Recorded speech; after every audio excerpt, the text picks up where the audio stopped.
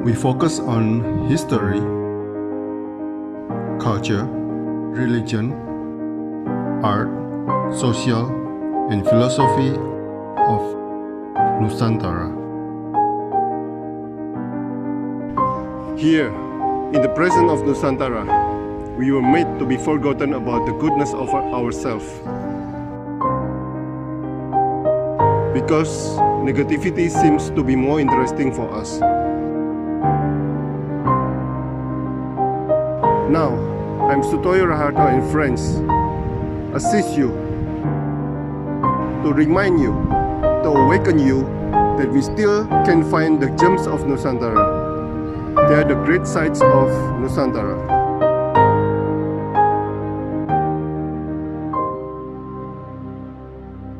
Oke, selamat malam Mas Syaifuddin.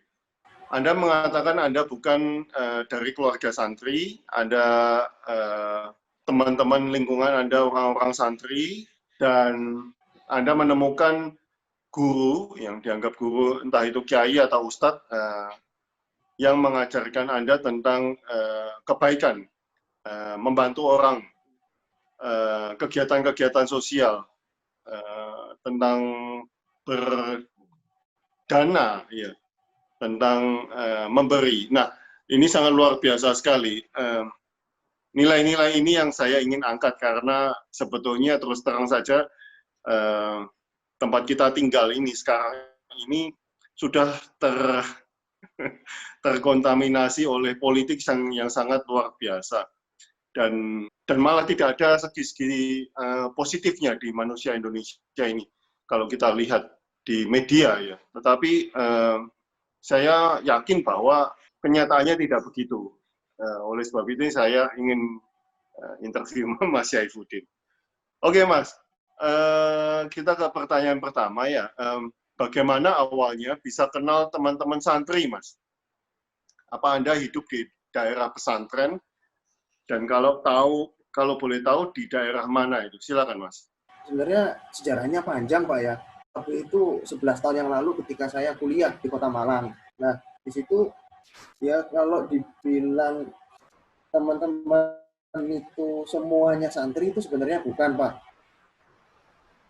Cuman yang butuh saya perjelas di sini adalah masalah satu santri Pak. Karena dari pengalaman saya selama 11 tahun ini, saya mengambil kesimpulan bahwasanya yang disebut santri itu ada 4 golongan Pak.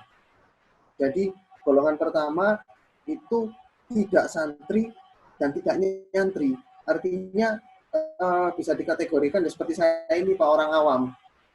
Jadi dia tidak belajar di pondok pesantren atau tidak belajar di majelis, dan dia juga tidak menampakkan akhlak atau sikap atau attitude seperti seorang santri. Itu golongan pertama Pak. Nah, golongan kedua itu ada yang namanya bukan santri tapi nyantri. Artinya walaupun yang bersangkutan itu tidak pernah mengenyam pendidikan di pondok sampai bertahun-tahun, tapi sikap attitude-nya itu seperti santri, Pak. Itu golongan kedua. Nah, golongan ketiga ada lagi santri tapi tidak nyantri. Artinya walaupun yang bersangkutan itu belajar di pondok, dia ikut majelis pengajian di mana-mana, muter-muter, tapi attitude-nya sebagai santri itu belum kelihatan, belum nampak. Nah, baru di golongan terakhir ini ada yang namanya santri dan nyantri. Artinya dia belajar di pondok pesantren, dia ikut majelis kemanapun, dan ada proses bahwasanya sikapnya itu mulai terbentuk seperti seorang santri yang betulan, Bang. Itu. Jadi bermula dari perjalanan saya 11 tahun yang lalu sampai sekarang. Nah, Anda hidup di daerah pesantren? Sebenarnya sih enggak, Pak. Saya dari kecil itu lebih banyak lingkungannya akademis formal lah, Pak. Mulai dari sekolah, kuliah, itu aja sih, Pak, sebenarnya. Jadi kalau riwayat mondok sampai bertahun-tahun, belajar kitab, belajar apa gitu, sebenarnya enggak pernah. Nah, Anda tinggal di daerah mana ini, Mas? Di Kota Malang, Pak, saya. Di Kota Malang? Di kotanya? Di Kota Malang, di daerah Jalan Soekarno-Hatta, Pak. Di poros jalan utamanya. Oke, oke. Berarti Anda kategorikan Anda sendiri sebagai santri yang nomor satu berarti ya? Yang bukan santri, tapi belajar nyantri ya? Betul ya? Mengklasifikasikan diri saya sampai seperti itu saya tidak berani, Pak. Karena saya Oke, oke. sendiri pun juga tidak tahu apakah saya ini sudah benar atau belum. Tidak berani, Pak. Oke, oke. Itu biasanya yang bijaksana, Mas. Nggak ngaku-ngaku santri. Ya enggak gitu juga, Pak. Kita juga harus sadar diri, Pak. Ya, Oke. masalahnya kalau kita kemakan sedikit sudah merasa baik, ya itu Pak jegalannya atau salahnya malah di situ Pak biasanya. Ya, itu jebakannya itu, jebakan setan itu. Jebakan setan Pak, betul Pak. Ya, ya, ya. Nah, jadi 11 tahun ini, selama 11 tahun ini Anda sudah berkecimpung di dalam dunia apa ini Mas? Sosial, kemasyarakatan atau dunia agama? Kalau dibilang berkecimpung di ranah mana, ya dua-duanya Pak. Oh, dua-duanya. Ya di ranah agama, ya di sosial masyarakat. Oke, oke. Nah, punya sahabat santri yang akrab dengan Anda? Kalau itu pasti punya Pak. Saya perjalanan 11 tahun ini, keluyuran kemana-mana mereka yang menemani saya sampai sekarang. Oh, oke, oke. Apa yang sering dia katakan kepada Anda, Mas? Yang sering mereka sampaikan pada saya, ya, walaupun saya ini bukan orang yang berangkat dari pendidikan pesantren asli, tapi saya harus bisa menampakkan nilai akhlak, sikap seperti seorang santri yang jadi, Pak. Itu pesannya mereka sama saya. Wow, wow. Ya walaupun untuk usia sekarang ya agak susah, tapi ya banyak harus dipelajari masih, Pak. Nah, itu menjaga akhlak itu di pikiran atau di perbuatan, Mas? Atau dua-duanya malah? Ya, sebisa mungkin dua-duanya, Pak. Artinya kalau dari pikiran saja sudah buruk, sudah terkontaminasi hal-hal yang negatif, nanti keluar di akhlak, di perilakunya pun juga rawan, Pak. Wow, interesting, Mas, interesting. Nah, apakah berkumpul dengan mereka menambah kuat iman Anda, Mas? Pastinya ya, Pak. Karena dinamika hidup sehari-hari itu juga sudah banyak. Kalau saya tidak punya lingkungan yang positif seperti ini, ibarat kata saya untuk mengatur diri saya sendiri pun juga sudah kesulitan. Oke. Anda punya guru pembimbing, Mas? Alhamdulillah saya punya, Pak. Jadi Ustadz, bersama Kiai. teman-teman. Jadi Ustadz Kiai, Mas? Ada, Pak. Oke. Ada. Jadi seiring berjalannya waktu sama teman-teman ini ketemu sama guru pembimbing, Pak. Berapa orang, Mas? Atau banyak? Ya, atau kalau disebut jumlah sih lebih dari satu, Pak. Ada lebih dari satu. Cuman beliau-beliaunya itu memang ya ibarat kata sudah satu tim, sudah satu misi, sehingga bisa mengarahkan kita yang jumlahnya ini banyak, terutama mengarahkan saya yang agak bandel. Tapi bandel ini kan suatu proses perjalanan hidup, Mas. Ya, memang biasanya begitu, Pak. Cuman banyak yang harus diperbaiki, banyak yang harus dibenahi, Pak. Ya untungnya guru-guru saya itu orangnya sabarnya luar biasa. Apa ajaran mereka atau beliau yang menginspirasi Anda dalam memperdalam agama Islam, Mas? Yang beliau tekankan itu pertama, bagaimanapun juga kami, terutama saya pribadi juga harus punya akhlak yang baik.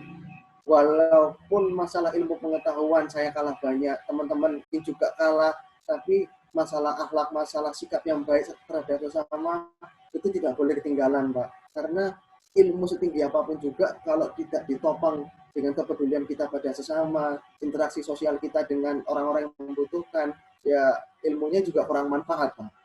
Itu, Pak. Dan beliau juga berpesan bagaimanapun harus tetap rendah hati, bagaimanapun prestasi yang sudah kita ukir, itu semuanya sebenarnya bukan murni usaha kita, tapi ada campur tangan Tuhan di situ, Pak. Oke, Mas. Akhlak yang baik, ya. Akhlak yang baik. Seperti apa, Mas? Kalau guru saya pernah mencontohkan, Pak, beliau ini yang namanya hidup bermasyarakat kan pasti ada yang suka dan ada yang tidak suka, Pak. Nah, sepengamatan saya terhadap beliau ketika ada orang tidak suka itu tidak terlalu ditanggapi dengan emosi. Ya biasa, tetap disapa. Kalau pas ada kumpul-kumpul, ya tetap disuguhi kopi, terus juga makanan, camilan.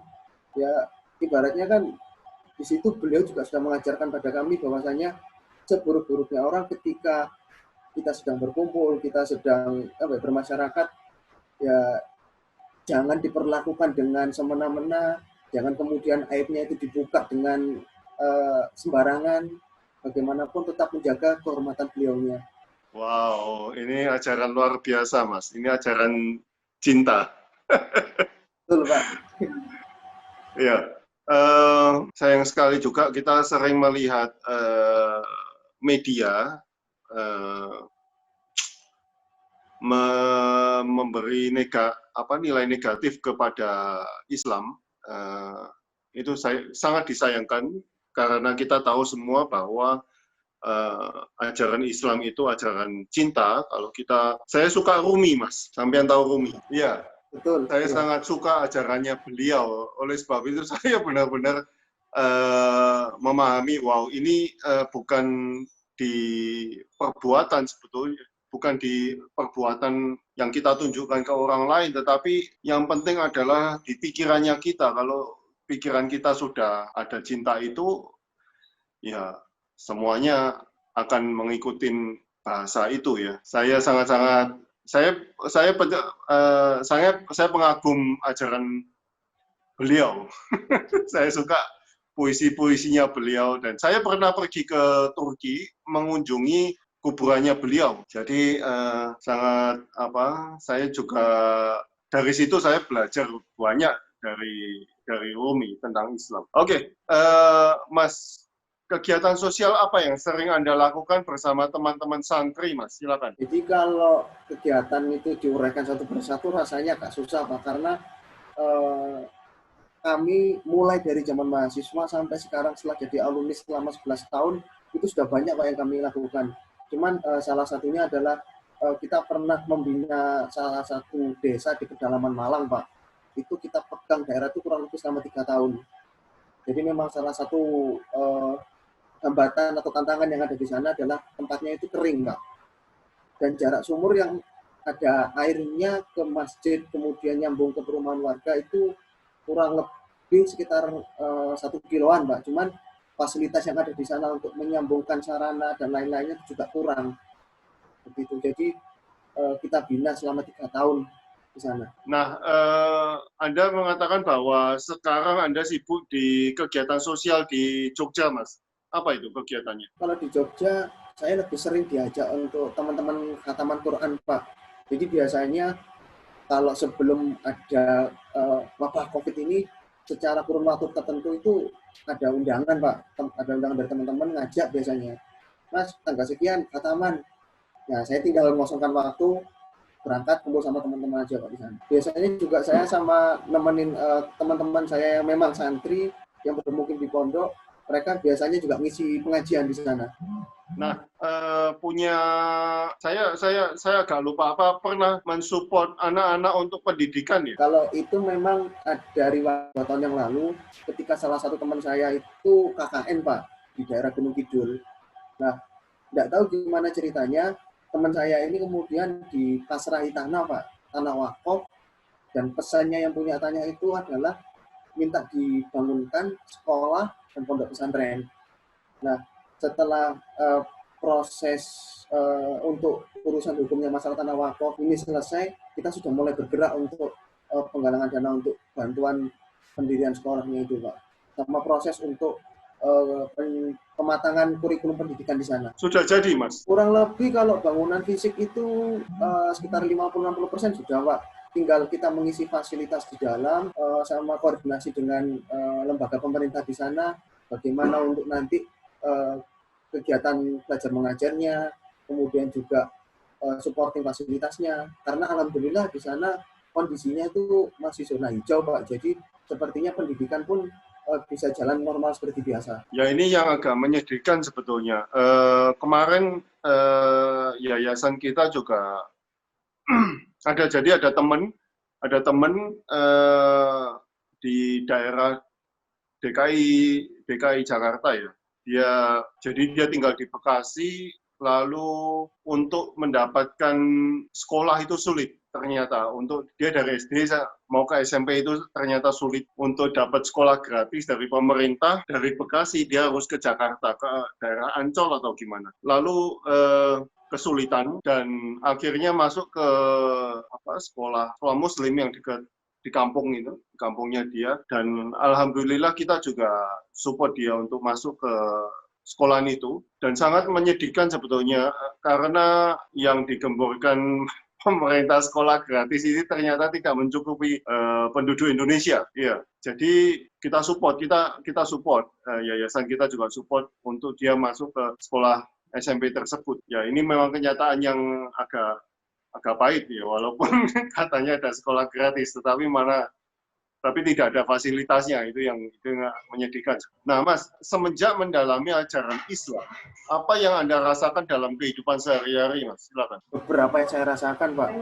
Pertama, semenjak saya mendalami Islam, saya lebih menyadari bahwasanya kita ini semua ini makhluk, Pak. Yang namanya makhluk itu boleh berikhtiar, tapi kita tidak bisa memaksakan segala sesuatu itu akan terjadi sebagaimana impian kita, Pak. Karena kita bukan Tuhan. Itu yang pertama. Kemudian yang kedua, sebenarnya itu yang saya rasakan Islam itu enjoy, Pak. Santai dan enak lah sebenarnya, Pak. Jadi dalam pemanaan yang saya alami, Islam itu harusnya bisa lebih menonjolkan kasih sayang, Pak. Kasih sayang pada sesama, terutama pada teman-teman kita yang membutuhkan. Nah, sebenarnya kan sifat kasih sayang ini kalau dalam Asmaul Husna-nya orang Islam kan sudah tercermin di Ar-Rahman Ar-Rahim. Nah, jadi sifat Tuhan yang sudah tertulis secara teori itu harusnya pun bisa kita aplikasikan, bisa kita terapkan. Karena kita di dunia ini nggak mungkin hidup sendiri, Pak. Dan berkah yang Tuhan kirimkan itu tidak mungkin sekonyol-konyol langsung turun di depan kita, Pak. Pasti harus lewat orang lain, Pak. Ada perantaranya untuk turun. Dan yang kemudian saya resapi benar-benar adalah agama apapun termasuk Islam itu bukan identitas, Pak. Artinya ya harus benar-benar diresapi, dijalankan semampunya, sekuatnya, karena kalau kemudian ajaran ini tidak dimaknai, tidak dilaku Pak oleh seorang Jawa, itu ya kemanfaatannya juga tidak ada, Pak. Kembali tadi seperti yang pertama. Dan itulah ketika sudah mencapai tahap praktek, tahap laku, itulah disebut orang Islam yang sejati, orang Islam yang sesungguhnya. Karena dia tidak melabelkan agama sebagai nama sebagai pelang di KTP atau identitasnya semata. Itu yang saya pahami dan saya rasakan, Pak. Wow banget ini, Mas. Dalam banget ini. Soalnya saya juga sering dapat banyak kesalahan pun juga akhirnya banyak pelajaran yang harus saya ambil di situ, Pak. Ya lewat teman-teman saya, lewat guru-guru saya. Dalam banget ini, Mas. Agama Islam atau agama-agama lain bukan identitas, sangat luar biasa ini. Ya, tapi untuk yang masih muda-muda kayak saya, ya tantangannya banyak, Pak, untuk bisa belajar seperti itu, Pak. Iya. Oh, tentu aja. Tapi paling tidak sudah mempunyai bibit-bibit pikiran itu, Mas. Nah, apa Anda juga belajar tentang kejawen? Kalau kejawen, Pak, terus terang memang sedikit banyak saya pelajari. Cuman karena memang pembahasannya cenderung berat, Pak. Dan kalau nyun sewu, kalau misalkan saya sejajarkan dengan Islam, dalam artian tahap yang dipelajari, itu kebanyakan nyambung ke babakan hakikat, Pak. Dan itu agak berat, Pak, buat saya yang masih muda-muda kayak gini. Sehingga tidak bisa dipahami sendiri, nggak bisa dipelajari secara otodidak. Harus dibawa sama guru yang bisa ngajarkan. Ya, oke. Thank you banget, Mas, untuk waktunya. Ini pelajaran yang sangat penting. Nah, Mas, waktu kegiatan sosial, setelah melakukan hal-hal tersebut, ya, apa yang Anda rasakan? Yang saya rasakan pertama, rasa, itu apa? Yang saya rasakan pertama, Tuhan itu tidak jauh-jauh dari saya, Pak. Walaupun saya tidak bisa melihat Tuhan, Tuhan itu ada di dekat saya, dan bantuannya itu selalu turun on time, pas kapanpun saya butuh. Termasuk ketika momen saya benar-benar kesulitan dana sama teman-teman, tepat di detik terakhir, apa yang kita butuhkan turun dan jumlahnya pas. Itu yang pertama, Pak. Kemudian yang kedua, yang saya rasakan adalah ternyata kebahagiaan itu tidak melulu untuk kita cari sendiri, kita konsumsi sendiri, Pak. Dan kebahagiaan itu ada untuk kita nikmati bareng-bareng. Wow banget ini, Mas.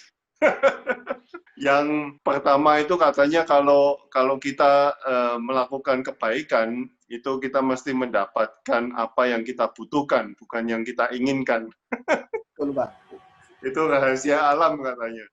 Nah, lalu yang kedua tadi apa? Oh iya, itu katanya seperti air, Mas, di sungai. Kalau kita nggak mengalir, apa yang kita dapat kita nggak keluarkan seperti air sungai, ya itu nanti sungainya bau katanya. Itu sangat universal. Rasanya di setiap ajaran mesti ada itu. Dan wow sekali, Mas. Anda muda, masih udah berpikir seperti gini, melakukan kegiatan sosial cukup banyak, ya Anda berpikir bahwa apa yang dibutuhkan untuk kegiatan sosial itu pasti ada. Ada yang ngasih, ada yang bantu, ada yang wow. Ya, semua itu kadang juga terjadinya kita nggak kepikiran sama sekali, Pak. Adanya bantuan itu pun kadang lewat jalan yang kita dari awal kita nggak rencanakan, nggak kita sangka-sangka. Kagetnya seringnya di situ, Pak. Kasih contoh, Mas. Kasih contoh, apa itu? Beberapa tahun yang lalu lah, Pak. Itu kita mengadakan kegiatan bakti sosial di salah satu desa pedalaman, Pak. Perbatasan Mojokerto sama Gresik. Nah, ketika itu posisinya saya yang membantu, istilahnya mengkoordinir untuk penggalian dana ini posisinya juga cukup kesulitan, Pak. Nah, tidak disangka pas ada teman saya turun membantu dan pihak rekanan yang mengurus ini pun ternyata juga dari alumni kampus yang sama, Pak. Akhirnya di situ secara komunikasi lebih cepat sambung, Pak, dan nominal alhamdulillah nominal yang kita butuhkan untuk supporting event itu jauh melebihi ketika kita menerima bantuan dari rekanan tadi, seperti itu, Pak. Iya. Ini kita sering mengalami juga. Mas Syaifuddin ini pemuda luar biasa dalam kegiatan sosial, dan kita bisa dengarkan ajaran-ajaran Islam yang Mas Syaifuddin dapatkan ini sangat-sangat luar biasa. Bahasa cinta, tingkah laku kita didasari oleh cinta yang tulus kepada sesama. Oh, ini ada yang tanya ini. Selamat malam, Mas.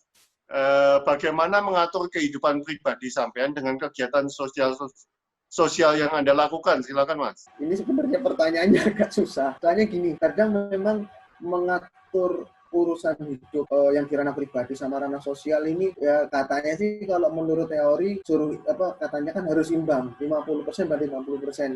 Tapi nyatanya nggak bisa demikian, karena memang sih kebetulan waktu saya sama teman-teman ini prosesnya membuat event, salah satu faktor yang agak menghambat itu adalah rekanan kita banyak di luar kota, Pak. Akhirnya ya mau tidak mau urusan pribadi kadang-kadang ya sering dikesampingkan juga. Waktunya istirahat, kita begadang, kita setting proposal, kita kontak-kontakan sama rekanan. Kadang juga setelah pulang kerja harus langsung keluar kota, padahal besoknya masih kerja, pulang subuh. Ya memang mengatur kehidupan pribadi kadang-kadang ya agak terpinggirkan lah. Itu resikonya sudah. Tapi kan di lain kesempatan pasti ada imbalannya, Mas. Maksudnya imbalannya dari nggak tahu siapa, pasti kan ada ada hukumnya itu. Ya, kalau dibilang ada imbalan ya pasti ada, Pak. Nggak mungkin Tuhan tidak menjanjikan itu. Cuman kalau guru-guru saya pernah berpesan, masalah imbalan itu jangan terlalu dipikir. Artinya nanti fokusnya bukan kepada Tuhannya, tapi ke imbalannya, Pak. Akhirnya salah arah. Wow, luar biasa sekali. Ini katanya kalau kita menolong orang sudah memikir imbalan, itu perbuatan baik itu udah dihapus di sana. Kalau itu saya nggak tahu, Pak. Ya, itu katanya aja. Oke. Bagaimana respon keluarga, ayah, ibu, istri misalnya terhadap kesibukan sosial Anda, Pak? Ya, terus terang saja kalau ibu kadang-kadang ya keberatan, dalam artian waktu istirahat saya itu sudah pasti berkurang. Tapi kalau ayah saya pribadi itu ya kalau orang Jawa bilang sudah ngelos lah, sudah setuju. Karena kebetulan ketika saya berdiskusi dengan ayah itu salah satu ada beberapa tokoh, ada beberapa guru yang kemudian itu saya jadikan referensi, Pak, untuk setiap tingkah laku pribadi saya. Nah, ayah saya kebetulan itu suka nyimak ceramah dan ajarannya dari M. Hainun Najib sama Kusmi Kediri. Nah, ketika saya ngobrol dan sedikit banyak berkaitan dengan ajaran beliau berdua, akhirnya ayah saya ngasih sih, Pak. Akhirnya bisa ngelos. Ini ada pertanyaan, ini pertanyaan klasik ini. Sugeng Dalu mau bertanya untuk toleransi beragama itu yang seharusnya bagaimana ya? Karena saya melihat di Indonesia nggak kayak dahulu, terlebih sejak Gus Dur yang wafat. Terima kasih. Ini pertanyaan klasik dan ya monggo. Ini Mas Fendi, jadi kalau kembali ke pernyataan saya yang tadi yang awal, ada 4 klasifikasi yang santri. Nah, itu kalau saya pribadi melihat ini sebenarnya itu kelakuan dari oknum ya. Apakah itu, kalau saya sih melihatnya lebih dari bagaimana kita ini menjalani agama, mempraktekkan agama di ranah sosial. Karena kalau saya pribadi punya analogi gini, sebenarnya kan agama itu ibarat tongkat berjalan. Tongkat untuk berjalan, tongkat untuk menyangga tubuh kita, supaya jalan itu bisa sampai di tujuan. Nah, karena agama itu ada banyak, berarti otomatis kan di sini tongkat yang digunakan untuk manusia berjalan pun juga banyak. Ibaratnya ada tongkat dari kayu, ada tongkat dari besi, ada tongkat dari mungkin stainless steel atau semacamnya lah. Nah, bagaimana cara kita memperlakukan, merawat tongkat ini supaya bisa kita pakai sampai akhir, itu pasti beda-beda. Tidak mungkin tongkat dari kayu, perlakuannya sama dengan tongkat dari besi. Pemeliharanya pasti beda. Nah, yang menyebabkan orang-orang itu kemudian rame ribut, mungkin salah satunya adalah tongkat dari kayu itu pemeliharaannya harus sama dengan tongkat dari besi. Ya nggak bisa seperti itu juga. Artinya kita harus cari tanda kutip itu titik kesamaan, bahwasanya tongkat ini ada, agamanya ada, itu sebagai penunjuk jalan. Kalaupun ada beda pasti wajar. Tapi yang harus kita niatkan adalah gimana caranya masing-masing tongkat ini bisa mengantar pemegangnya itu sampai ke tujuan. Nah, tujuannya pada Tuhan. Itu yang saya pahami, Pak Sutmoyo. Wow. Oke, ini ya kalau saya lihat begini, untuk toleransi beragama ini saya sering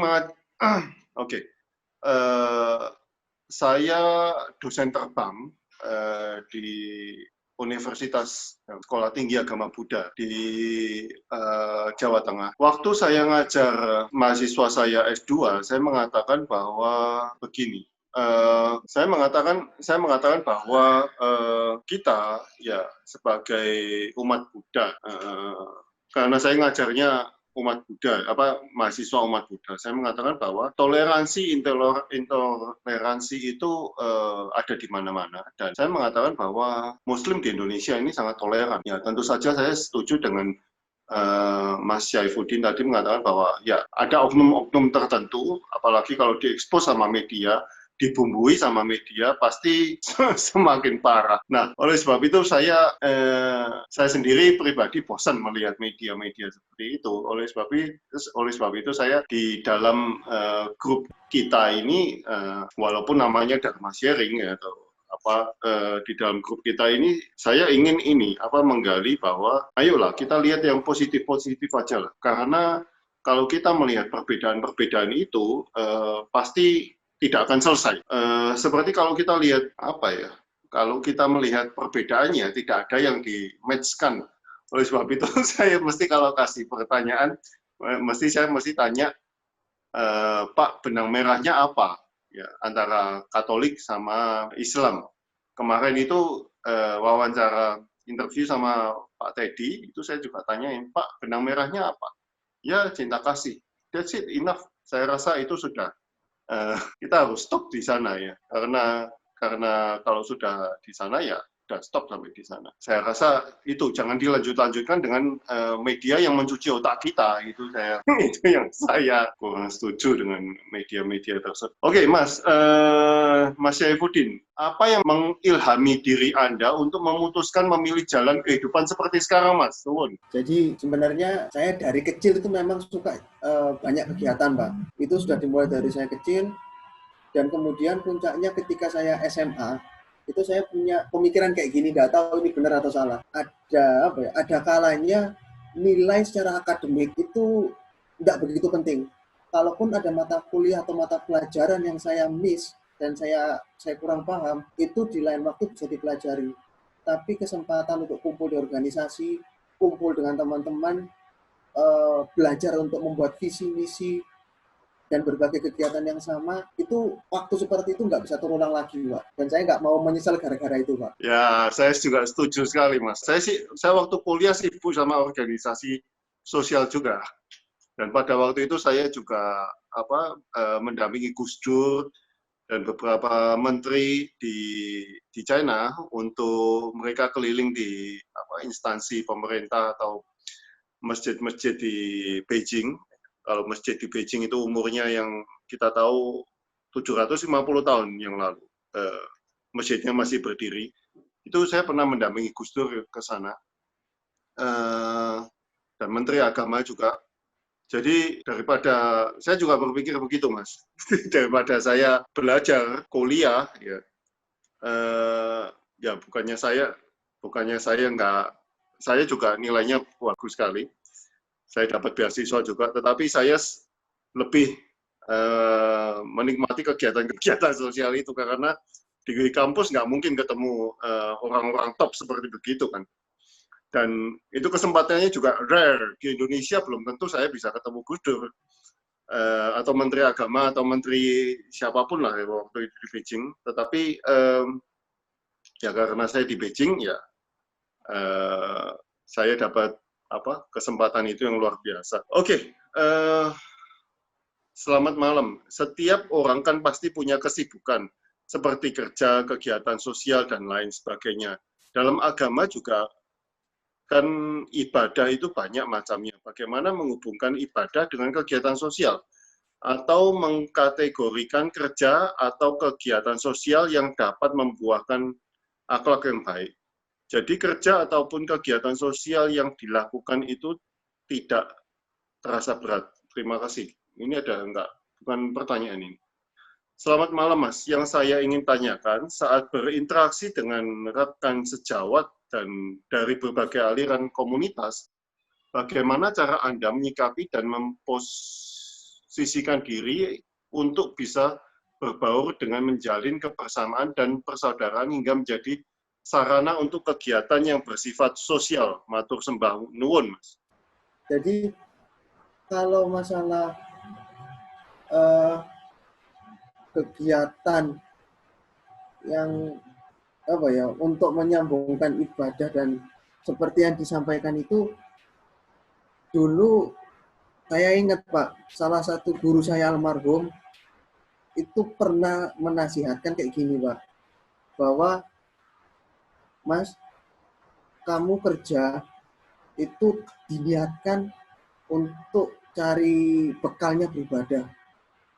Jadi ketika bekerja ini kemudian kita niatkan sebagai bekal untuk beribadah, artinya fokus kita harusnya itu ada di pekerjaan sudah.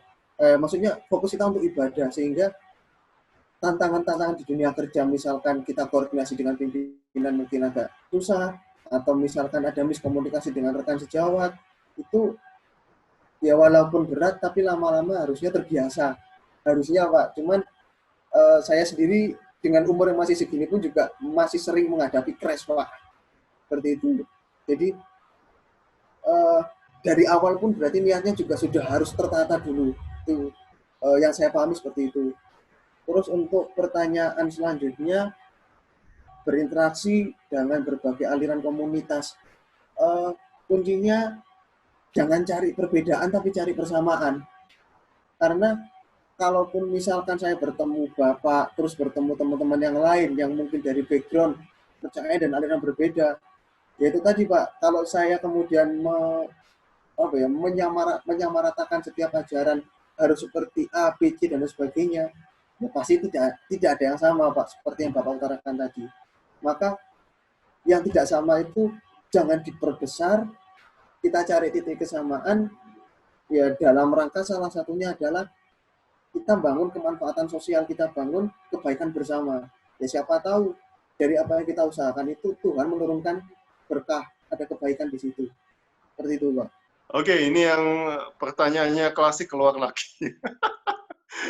Oke, bagaimana pendapat Mas Syaifuddin terhadap maraknya fenomena adanya oknum ustadz, tidak semua ustadz sih memang, dalam penyampaian ceramah-ceramah yang dalam bahasa yang kasar, kadang menghujat pemerintah. Setujukah Mas Syaifuddin bahwa ustadz harus memiliki sertifikasi? Silakan Mas. Ini mohon maaf Pak, ini pertanyaannya agak berat ya.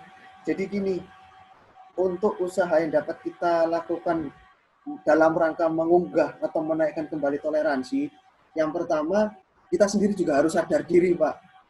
Seperti yang Bapak tadi bilang di awal kalau nggak salah, kita harus bisa ngerasa, ngerosok. Jadi apapun yang kemudian itu dirasakan, dipikirkan bisa menimbulkan konflik, ada baiknya itu tidak diumbar di depan media, tidak disampaikan di depan umum. Yang artinya kemudian bisa memicu perasaan tidak enak antara satu orang dengan orang yang lain.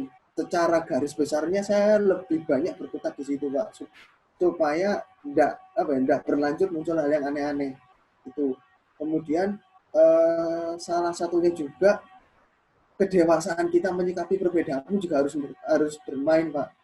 Kemudian kita sendiri juga harus bisa menahan omongan untuk mengobrolkan atau mendiskusikan secara liar tentang apa yang kita tidak tahu. Nah, kalau menurut saya, Pak, orang-orang yang ramai di luar sana itu karena mereka ramai membicarakan sesuatu tapi tidak tahu ilmunya. Nah, padahal orang yang tahu ilmunya itu malah diam di belakang layar.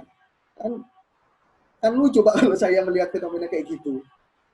Nah, kemudian kalau masalah oknum ustadz yang penyampaiannya kasar menghujat, ini saya tidak ada maksud kemudian di sini untuk menghakimi beliaunya. Bagaimanapun saya yakin kadar ilmu beliau itu lebih tinggi dari saya. Umur pun juga jauh di atas saya. Kalau saya berprasangka baik, ini hanya cara beliau untuk menyampaikan ajarannya pada pengikutnya. Hanya saja dengan gaya yang seperti itu, kalau orang tidak bisa memfilter, nggak bisa mengatur input informasi yang diterima, yang ditakutkan kan ditiru mentah-mentah, Pak. Jadi misalkan, nggak usah jauh-jauh Ustadz, ketika misalkan kita punya saudara yang masih kecil, kalau misalkan sudah dibiasakan dari kecil itu berbicara kasar, menyapa dengan, mohon maaf ya, menyapa dengan nama-nama hewan, Pak, misal salah satu contoh. Mau tidak mau, lama-kelamaan itu akan mendem, Pak, terpendam di alam bawah sadar, dan sewaktu-waktu itu bisa keluar tanpa dikendalikan. Seperti itu, Pak. Jadi kita sebagai umat, kita sebagai masyarakat tidak bisa membendung arus yang seperti itu. Kalau masalah sertifikasi Ustadz, itu saya rasa terlalu jauh saya untuk membicarakan masalah itu. Karena harusnya ya yang berwenang, misalkan memang harus ada seperti itu ulama-ulama yang sudah jajaran di level atas. Kalau saya tidak masuk, Pak. Seperti itu, Pak. Makasih. Sebetulnya it happens everywhere. Itu terjadi di mana-mana, nggak cuma di satu agama, tetapi di setiap agama itu terjadi. Jadi tentu saja kalau kita ngomong tentang ini nggak ada habisnya ya, karena ini dunia memang dipenuhi dengan orang-orang begini. Tapi tentu saja ya itu kita kembali ke Mas Syaifuddin, tergantung kita menyikapinya kan. Saya rasa kalau kita ngumpulnya sama yang menjudge, menghakimi terus ya, kita kalau menghakimi terus nggak selesai-selesai. Kalau kita ngumpulnya sama yang negatif ya, kita nanti akan berpikiran negatif terus tentang sesuatu hal. Dan saya rasa ya anggap aja itu suatu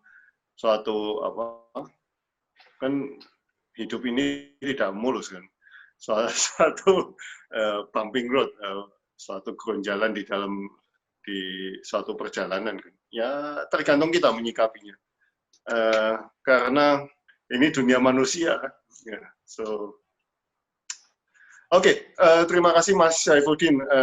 Terima kasih, selamat malam. Terima kasih Pak, selamat sangat malam. Berguna, sangat inspiratif ini pengalaman Anda. walaupun masih muda, saya rasa ya sangat-sangat luar biasa ini yang saya dapat dari Anda malam ini.